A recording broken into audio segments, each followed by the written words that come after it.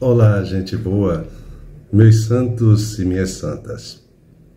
Celebramos hoje o 9º domingo do tempo comum e somos chamados a refletir sobre a realidade na nossa vida, também como cristãos, e buscarmos enxergar a vida para além da lei.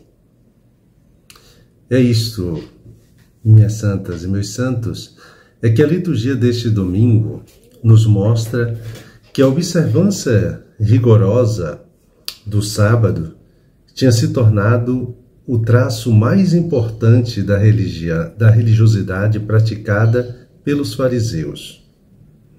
Havia, inclusive, uma grande vigilância deles em relação a esse preceito, principalmente nas pequenas cidades e aldeias distantes de Jerusalém e também do templo. A vida rural, totalmente dependente das atividades manuais, oferecia bem mais possibilidades de transgressão conforme a mentalidade farisaica. O contexto do texto é o ministério de Jesus na Galileia, marcado então por uma série de polêmicas que lhe renderam diversas acusações pelos fiéis observantes das tradições religiosas. Mas também nós teremos um outro fato ocorrido na sinagoga.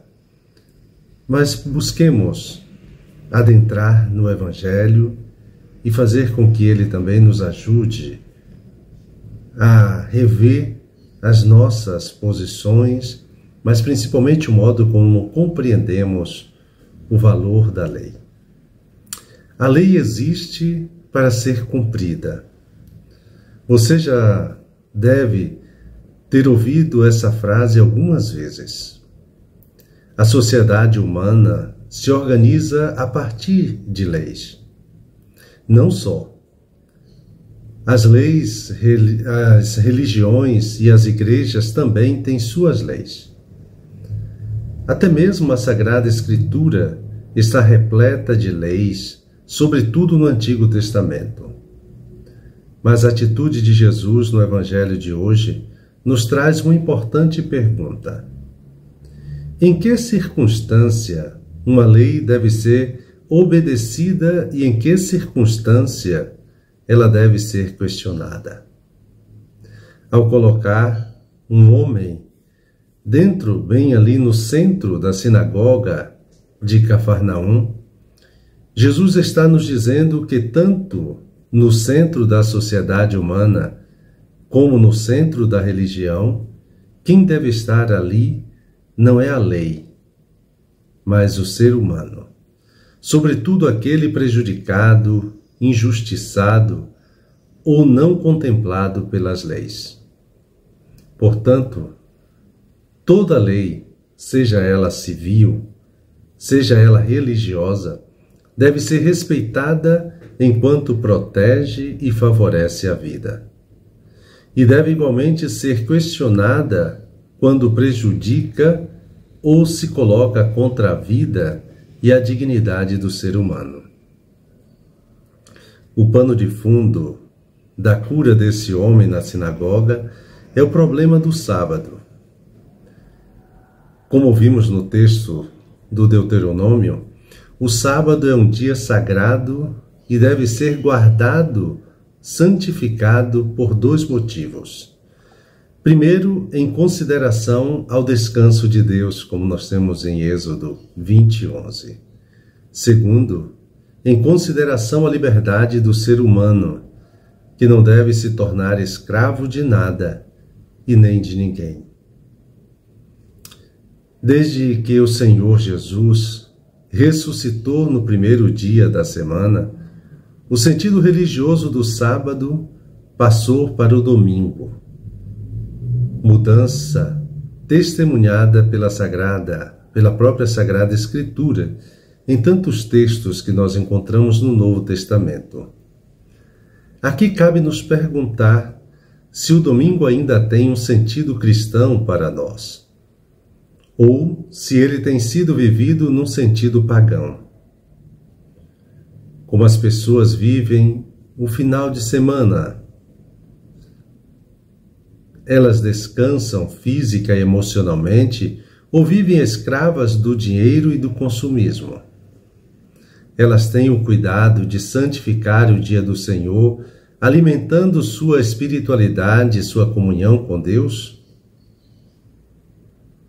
Quantos de nós vivemos o final de semana como escravos do dinheiro e do consumismo, descuidando das coisas essenciais como a saúde física e emocional, a vida espiritual, a presença e a convivência em família?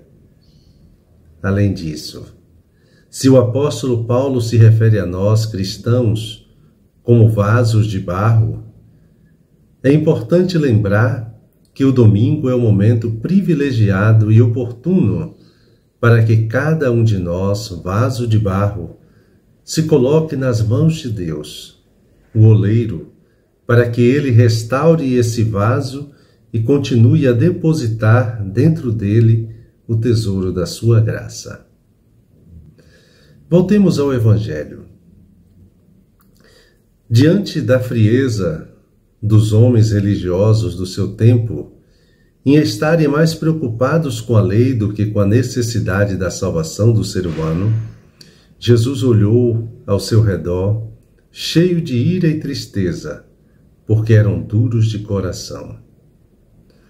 Hoje esse olhar de Jesus, cheio de ira e tristeza, se dirige para o Congresso Nacional, para o Senado, e lá em Brasília, onde a maioria dos nossos políticos criam leis em benefício de si mesmos, dos seus interesses financeiros, assim como cria leis para que se mantenham fora do alcance da própria lei, ou seja, a justiça.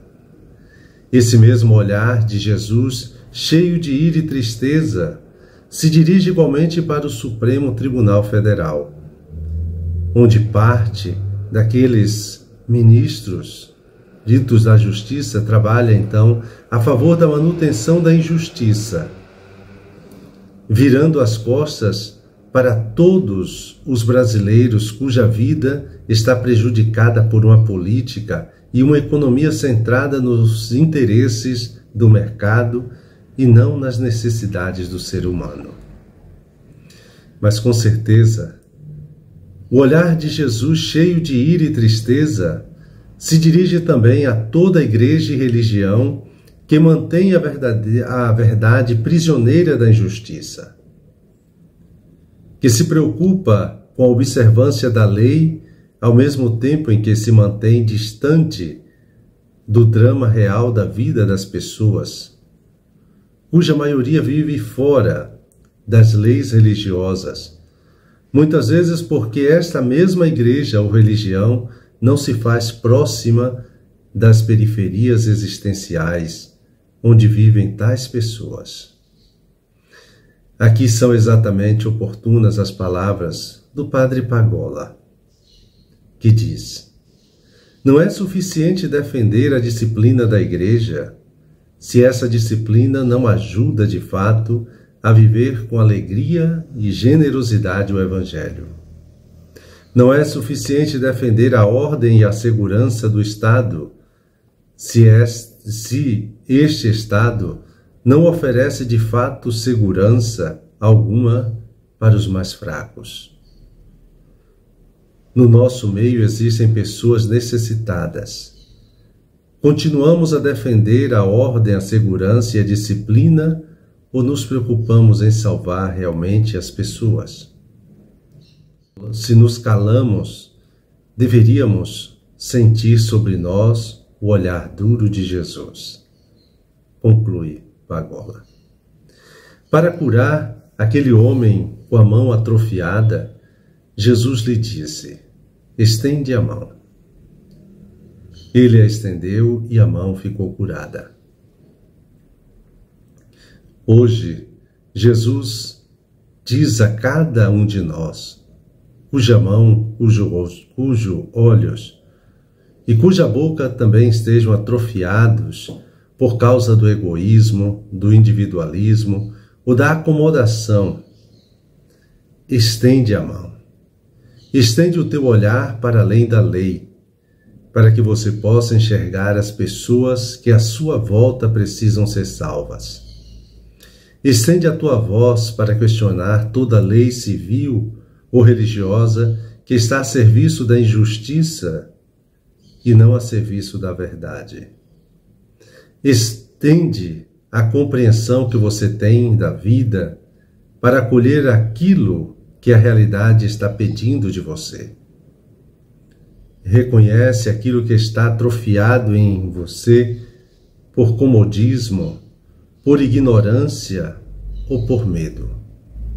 Enfim, não reduza o seu relacionamento com Deus a uma observância fria e mecânica de leis religiosas, mas permita com que Ele faça de você uma presença de misericórdia diante de todo ser humano necessitado de que alguém lhe faça o bem, independente do dia da semana. Se é sábado, se é domingo, se é segunda, o fundamental é a vida do ser humano. Muito bem, ao encerrarmos essa reflexão dominical, lembremos de que enquanto algumas pessoas vivem sua fé nessa estreiteza míope de leis que ignoram o drama da vida humana, existem muitas outras pessoas que, em nome da ditadura, da felicidade pessoal, rejeitam toda e qualquer lei. Rejeitam inclusive a distinção entre certo e errado, justo e injusto, porque a única lei que vale para elas é a lei do seu bem-estar, a lei da sua felicidade pessoal, lei que todos os demais devem não apenas respeitar, mas a qual devem se sujeitar. Nós precisamos ir além e acolher o dom do amor, principalmente seguirmos Jesus Cristo. E dando continuidade a esse nosso momento de oração, me coloco na presença de Deus como de costume.